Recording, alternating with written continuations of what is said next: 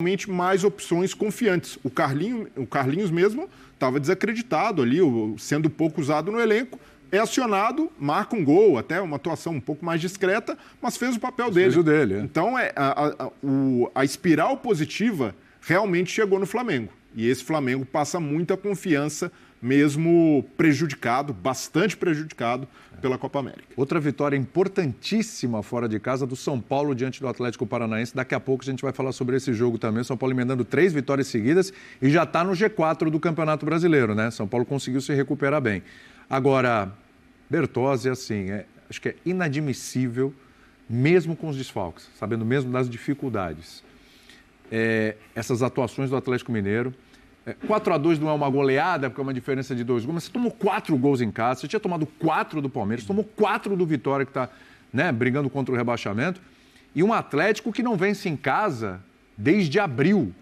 Acho que assim, mesmo levando em consideração as dificuldades, é inadmissível atuar da forma que o Atlético está atuando, né, Bertozzi? Tudo bem? Tudo bem, William. Boa noite, companheiros, boa noite, fã de esportes. Primeiro, assim, é importante destacar que, como os companheiros já falaram, mas reforçando, o que o Flamengo faz durante a Copa América é notável, né?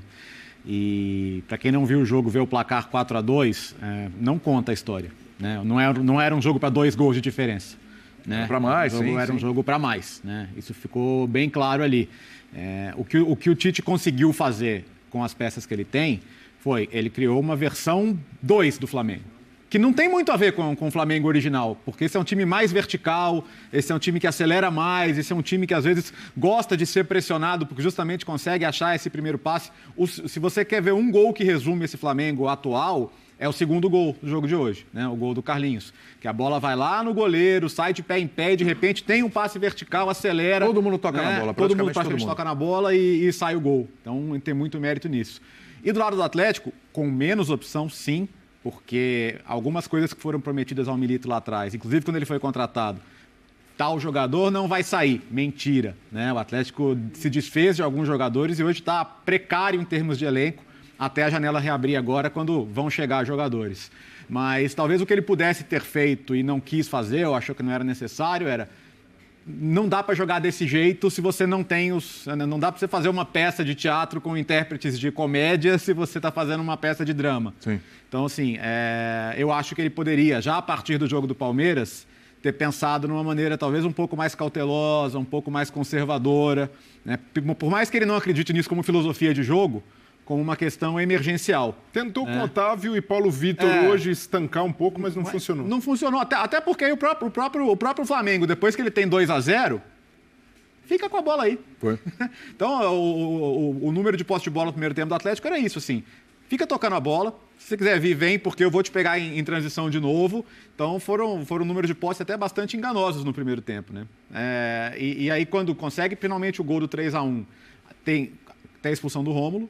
Sim. Que é uma expulsão que sirva no mínimo de aprendizado para ele, que é um jovem muito promissor, mas entrar daquele jeito no meio de campo, já amarelado, assim. E por mais que o Atlético não tivesse jogado bem, tinha acabado de fazer o primeiro gol, trouxe um pouco do ambiente do estádio de volta, e ali o jogo acabou ali, né? Não é que o jogo acabou no 4º gol. O 4º gol só sentenciou o Atlético tomando 4 mais uma vez, mas o jogo acabou ali praticamente na expulsão.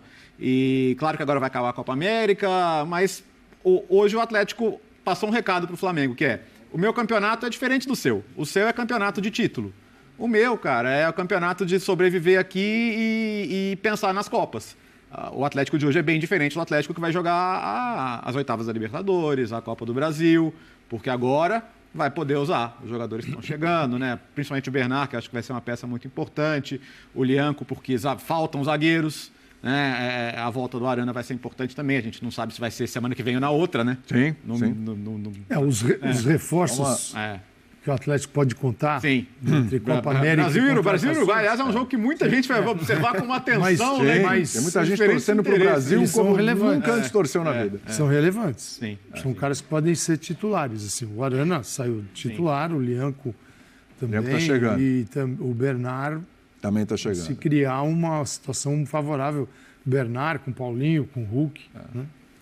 Só uma coisa aqui, né? O Galo, daqui a pouco até vou fazer essa pergunta pro pessoal aqui. Você falou, pensar nas Copas e tal. Será que não é muito cedo para jogar a toalha? Mas assim, são 12 pontos. O Galo tem 18, esse Flamengo que venceu o Galo tem 30 pontos, já o Galo tem um jogo a menos, mas já é uma distância bem considerável entre duas equipes que eram consideradas, aliás, uma ainda é considerada a favorita ao título, o Galo ainda não sei. O Galo uma coisa ano passado, por mais que pouca gente imaginasse, você nunca deixava de pensar, o Botafogo vai manter o ritmo. Ninguém imaginava uma queda tão grande. Sim. Mas você imagina o Flamengo tendo uma queda o que aconteceu com o Botafogo, não. Pelo contrário, a tendência do Flamengo é com todo mundo à disposição ser ainda mais forte, né? na sequência. Ô Birner, o 4-2 do Flamengo diz mais sobre o Flamengo ou mais sobre o Galo? Tudo bem? Boa noite para você, William, Breiler, Léo, professor Calçado, aos fãs e às fãs do esporte. Eu acho que tem duas questões assim muito claras que são bem interessantes para quem gosta de ver o futebol. Esse time do Flamengo, alternativo, tem mais a cara de um time do Tite do que tem o time principal e mais técnico do Flamengo. Porque ele compete mais à la Tite, do jeito que Tite gosta do futebol. Ele consegue controlar o jogo com a saída de bola que vocês citaram, que termina no gol. Ele tem mais capacidade de marcação e ele desconcentra menos sem bola do que desconcentra o outro time, que é um time tecnicamente bem superior a esse. Tanto que o meio-campo titular inteiro pertence a outro time. O trio de jogadores ali mais criativos, poderia colocar um quarteto com o Gerson, mas Gerson executando outra função, pertence ao time que está disputando a Copa América, os jogadores que estão disputando a Copa América. E o Flamengo se tornou mais forte. Não mais capaz. Mais capaz ele vai ser com os outros jogadores, se eles competirem como esses.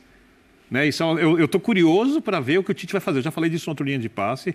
Eu tenho a quase certeza de que voltam todos o time principal. Sim. Se chegarem em forma De La Cruz, Arrascaeta, voltam para o time principal na hora, porque não dá para mexer nisso. E aí você está mexendo quase no sagrado para o Flamengo, para a torcida, para a própria diretoria.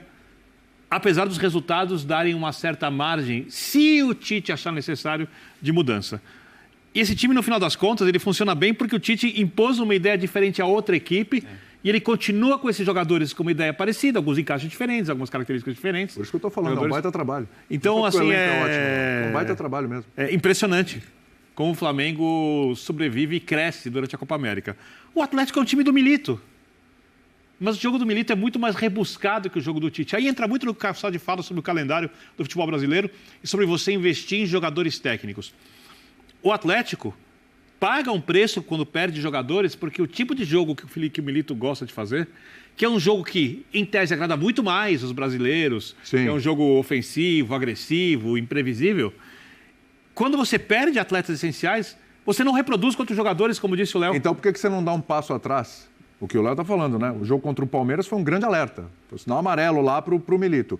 Por que você não dá um passo atrás e tenta fazer de outra forma? No espaço do tempo curto de tempo que ele tem. Eu sei que o tempo é curto. Você imagina que o técnico... O Tite deu um passo atrás. Exatamente. Ele abriu aí a mão comparação. Da posse, não tem. Mas para ele não tem problema isso. O Milito tem. Que o Milito não foi contratado para dar passo atrás também. Vamos lembrar que quando ele chega, o Atlético apresentou uma nova filosofia de futebol, uma nova ideia e bancou isso. Só que o elenco hoje está deixando a desejar. Mas perfeito, mas mediante a circunstância, o contexto de Copa América, ainda teve lesões e tal. Gente, o goleiro, por exemplo, está lesionado. Gente, não dá para... Peraí, Milito, vamos pensar aqui um pouquinho? Tá feio o negócio, ó. 4. Não consegue ganhar em casa e tal, a gente precisa pontuar. Dá uma segurada. Não só precisa pontuar, como precisa parar de passar vergonha. Com todo respeito, torcedor do Atlético, a gente... Torcedor do Atlético aqui na redação, vamos trazer a coisa para o mundo mais mortal e menos para o mundo da distância. Você é o Milito. Você perde o Arana. Tá. Você tem o Scarpa, que já teve atuação boa na lateral esquerda. Você fala, vou largar tudo? Vou largar todas as minhas convicções? Ele já mexeu no Scarpa. Porque ou ele dá muitos passos atrás, ou ele continua tentando caminhar. Mas como é que ele vai continuar tá caminhando com esse time tão problemático? Aí a avaliação do técnico, eu desconfio que ele vem do time nos treinamentos, ele acredita que uma hora vai ser possível e que no médio e curto prazo, quando chegarem as Copas, isso vai render frutos muito mais do que você dar os passos atrás e ter que retomar na frente. Porque eu acho que uma coisa não tem a ver com a outra, Birner, porque o time necessariamente vai ser novo na abertura da janela. Então era pelo menos para sobreviver até a abertura Sobrevivência. da janela. Essa Mas é a enfim, palavra. agora também, falando português bem claro, já foi. O Atlético não vai ser campeão brasileiro. E deveria brigar para ser e não vai. Acho que o Milito, na escala de responsáveis, está longe do topo. Longe, mas muito longe, né? Porque as pessoas que mandam no Atlético hoje parecem ter outros interesses, né? Como limpar a barra dos amigos e esse tipo de situação. E o futebol mesmo, não sei se nesse momento é a grande prioridade. Mas é a realidade hoje. Então eu acho que ele poderia ter feito de outro jeito.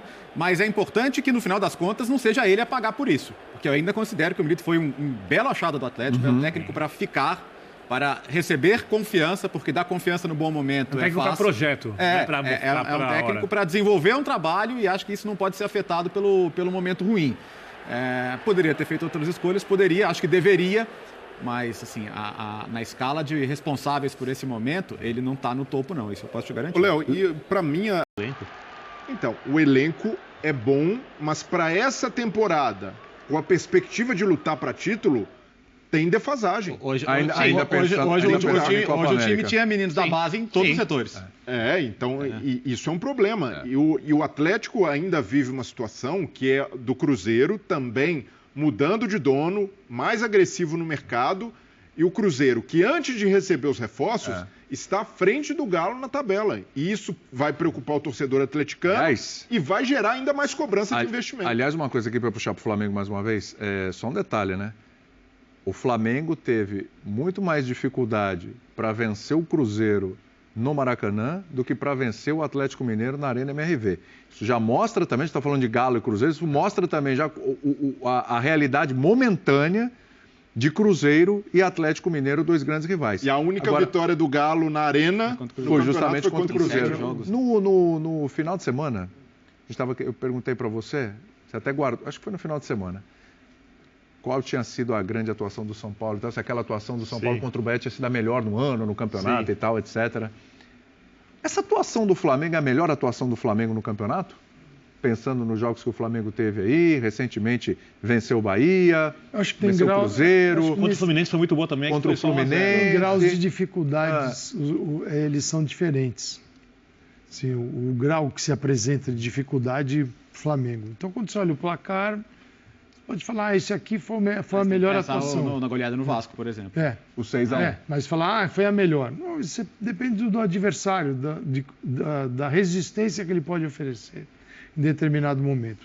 Ficou claro desde o início que o Atlético não tinha lá muita resistência para oferecer. Né? O sistema não... Por exemplo, Scarpa. O Scarpa, o Scarpa é um jogador que pode dar mais, entregar mais para o time. Já entregou mais com o Milito. O que era a função do Scarpa hoje? Tudo que o Atlético imaginava terminava do lado esquerdo, no pé do Scarpa, para ele cruzar na área. Sim. Ou cruzar baixo, ou cruzar para a entrada da área. Ele é um jogador inteligente, pode botar na cabeça, pode botar no pé de quem está na meia-lua. E era o que ele estava tentando. Quando o Tiarana terminava com ele na área finalizando, era melhor, né? Ele era o outro lado. Outro lado, exatamente. Né? A bola poderia terminar com ele. Então, o lado direito do Atlético, um lado que não apareceu. Então, é o seguinte, o adversário sabe isso, não precisa o treinador falar, porque quem está dentro de campo hoje tem que ter, né? Sempre foi assim o futebol, e hoje mais ainda. E o Tite é muito inteligência para enxergar isso, né? Está tudo do lado direito do Flamengo, esquerdo do Galo. Tá bom, tem que contribuir para fechar aqui, recupera a bola e parte para o ataque. E foi o que o Flamengo fez. Então o Flamengo ele é muito prático em função daquilo que foi possível, né, a gestão possível da equipe, em função da saída de vários jogadores para a Copa América, que dão ao Flamengo a sua grande característica de posse de bola, e o Galo não conseguiu fazer isso. Não está conseguindo. Porque, sim, o Galo tem grandes jogadores, mas ele não está ainda nesse nível do Flamengo. Por circunstâncias até de poupar jogador, no caso, as substituições do Tite hoje. Entrou o Pedro. Sim, no lugar do Carlinhos. Entrou o Léo Pereira. Entrou o Pulgar. Entendeu? Tirou o Ortiz. Quem saiu do banco do Flamengo? O Atlético chegou a ter jogo com 5 no banco recentemente. Exatamente. Sim. Então, assim, é diferente. Calçade cita o Scarpa. O grande trunfo do Scarpa no Palmeiras era a bola parada. E a bola parada no Galo ainda não está funcionando. Já no Flamengo, a bola parada virou uma coisa séria. O Flamengo tem aproveitado muito bem o Luiz Araújo. Luiz Araújo se tornou hoje no futebol brasileiro o que o Scarpa era naquela temporada de 2022. Bola parada perfeita, encontrando jogadores no meio da área, no segundo pau, com repertório. Luiz Araújo, olha lá. Não, vai buscar o Bruno Henrique. Vai muito bem. E se a gente lembrar, até na derrota contra o Juventude, na bola aérea, o Flamengo marca um gol com o Pedro, vence o Bahia também num lance de bola parada. Então o Tite, sabendo que teria esse impacto dos reforços, tem investido ainda mais na bola parada. E a gente sabe que a bola aérea vinha sendo o grande calcanhar de Aquiles da defesa do Flamengo. E passou a aprimorar um pouco mais. É claro que hoje toma um gol ali num vacilo no final, falta de concentração dos jogadores, jogo já ganho, mas ainda assim a gente percebe uma atenção da comissão técnica do Flamengo, tanto a bola aérea defensiva quanto a ofensiva, e isso se tornando um diferencial para o Flamengo. Mesmo nos jogos em que não foi brilhante, o Flamengo decidiu na bola parada, na bola aérea, e hoje abre o placar dessa forma. Os três melhores times que usam isso no Campeonato Brasileiro são Flamengo, Botafogo e Palmeiras. E não por Palmeiras acaso, já é uma tradição. E não por acaso, olha quantos jogos eles resolvem dessa forma. Vai ser muito difícil competir com o Flamengo, pelo menos por enquanto, na capacidade de contratar jogadores. Vai ser muito difícil para todos. Até porque o Flamengo não precisa contratar apostas, vamos ver se dá certo, depois não deu, aí empresta e tal. O Flamengo, ele pode ser mais certeiro, ele tem capacidade, tem grana para fazer isso, escolher melhor caras formados no mercado.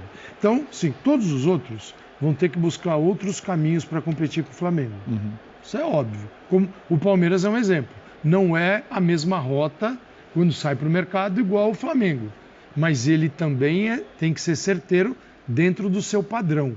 E tem que ter a melhor estrutura, os melhores processos internos, os melhores profissionais, o melhor centro de treinamento, os melhores equipamentos. Tudo isso os clubes precisam ter para competir com quem tem mais dinheiro. Então, o futebol brasileiro precisa abrir os olhos para isso. Alguns já perceberam. Então, não adianta ficar achando que hoje a SAF do Galo vai contratar 3, 4 jogadores de 15 milhões de euros. Cara, não vai fazer isso.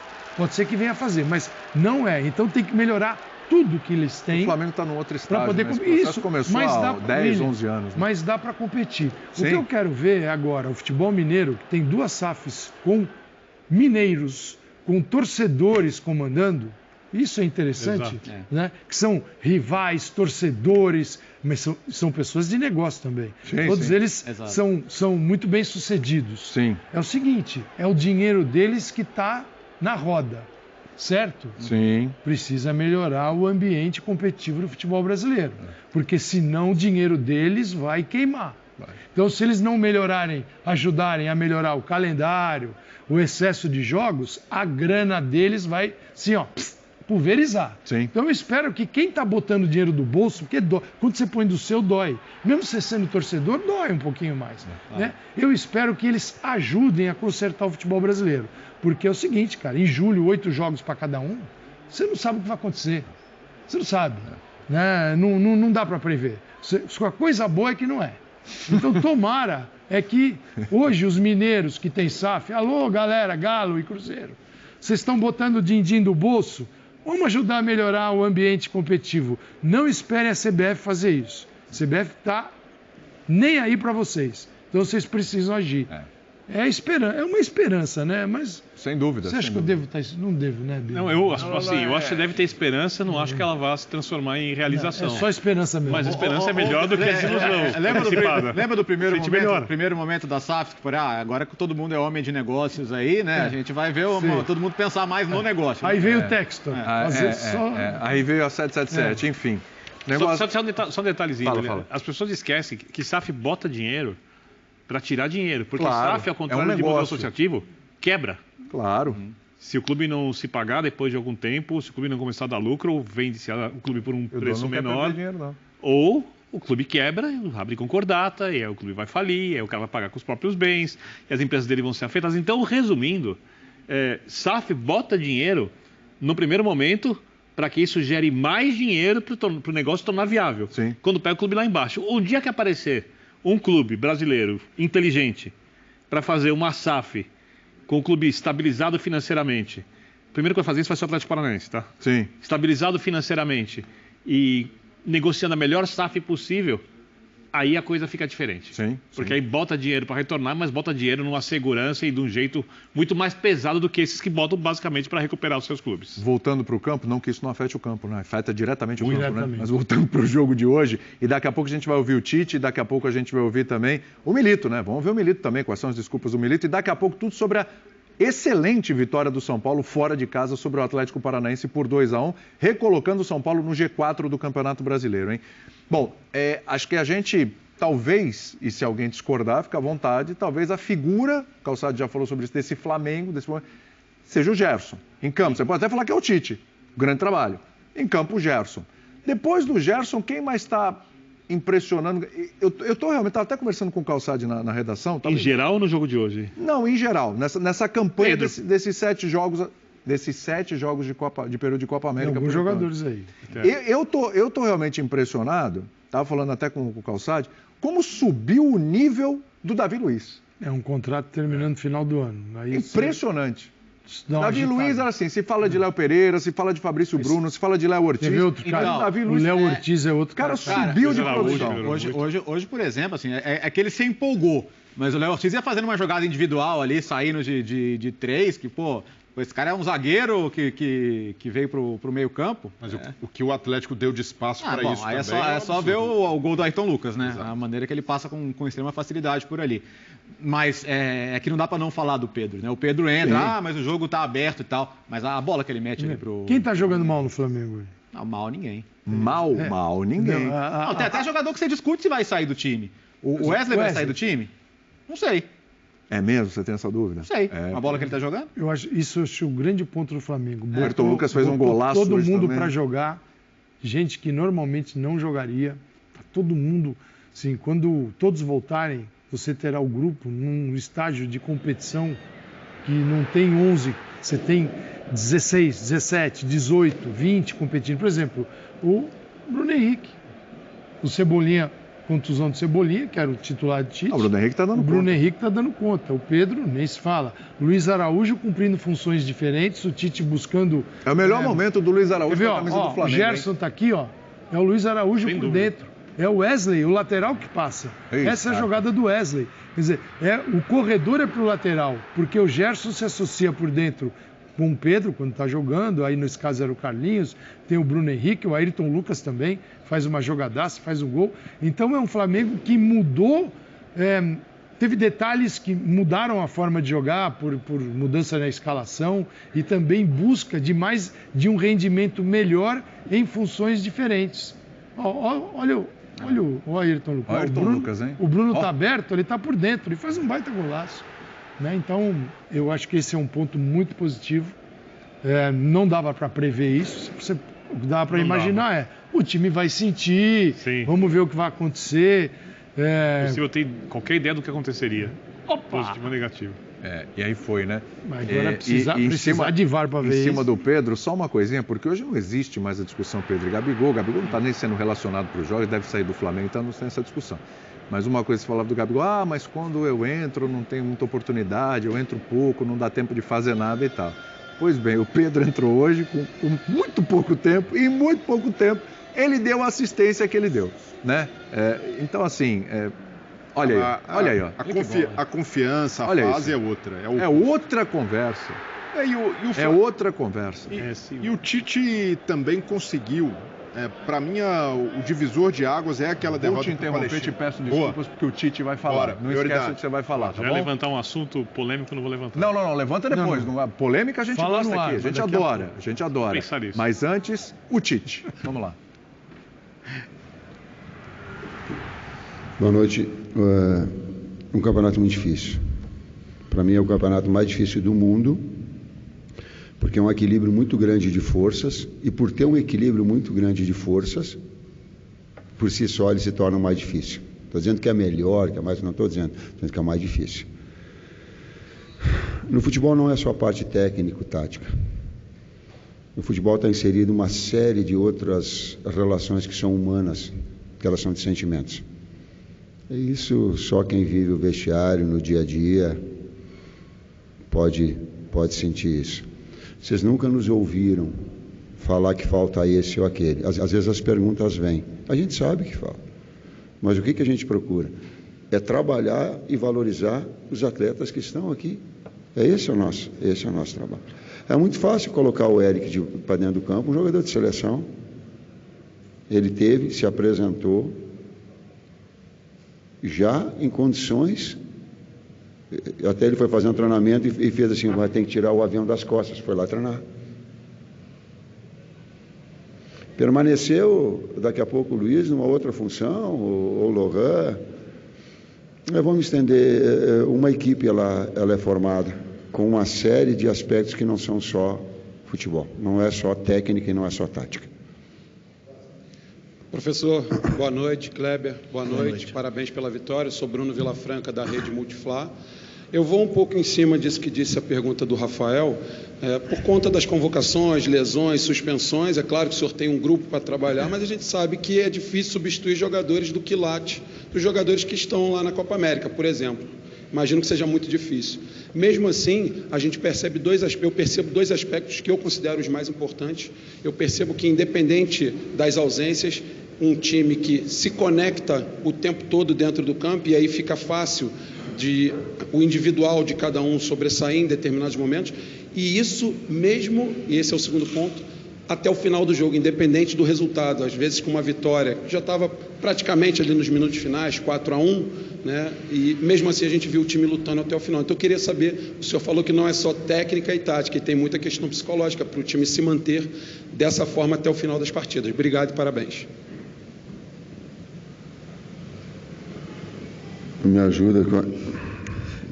Vamos bater de novo no que é a realidade do nosso trabalho. É a força do grupo, é o trabalho do dia a dia. O primeiro começa já amanhã, a gente já volta ao CTE, recuperação pós-jogo, é trabalhar em cima da estratégia, já analisando o próximo adversário.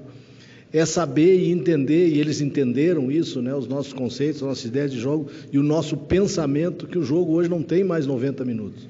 O jogo tem 100 minutos. E é uma média de gols sendo feito nos finais dos tempos muito alta. Então a gente tem que trabalhar até o final. E quando tu consegue conectar todos e ser a real, a força do grupo real mesmo, não só da boca para fora no dia a dia, com jogadores importantes ou mais experientes ou menos experientes, fazendo 2, 3 funções numa partida para outra ou dentro do mesmo jogo, os resultados vão acontecendo e isso vai fortalecendo o grupo. Então é uma metodologia de trabalho, são conceitos e é uma forma de gestão. Eu demorei um pouquinho para falar. Eu tomei 3º cartão amarelo, presidente, e eu errei. Porque eu reclamei, e às vezes de forma assintosa, e eu consenti. Agora, eu não quero nada profissionalmente, eu não quero ganhar com vantagem, não quero. Quem me conhece sabe, mas eu não quero que tire o meu queijo. Eu não quero aquilo que é o fruto do meu trabalho. O lance no Eric, vou dar o nome de novo, se chama... Como? Rodrigo Alonso, que é o cara do VAR e que dá o pênalti que o Alan toca na bola e na sequência dá, e não dá o pênalti em que o cara toca direto no pé do Pulgar, eu não consigo entender. Juro que eu não consigo. Qual é que é esse critério? Por que um sim e por que o outro não? Então eu vou me permitir publicamente falar o que não é, mas me dou o direito, porque quando eu reclamo na beira do campo eu sou punido. Então, por favor, só use o mesmo critério, gente. Se é um, é o outro. Se não é, não dá.